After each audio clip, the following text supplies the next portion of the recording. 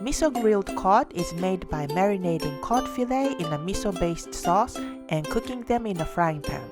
The fermented miso paste helps tenderize the fish while adding a delightful balance of sweet and savory flavors. Full recipe is on JapaneseCooking101.com. Sprinkle salt all over the fish. We are using cod fillet, but you can use other kinds of white fish if you like. Wrap with paper towels and let it rest in the refrigerator for 1 hour. Remove as much moisture as possible.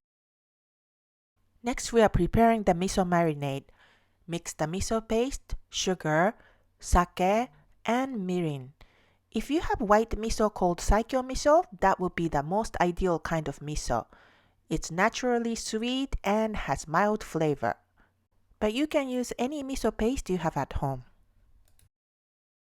We are going to marinate the fish. Coat the fillet with the miso mixture on all sides and let marinate in the refrigerator for 4 to 5 hours or overnight. Then completely wipe off the miso mixture so that leftover miso doesn't burn during cooking. Place the pan over medium-low heat with oil and wipe off the oil.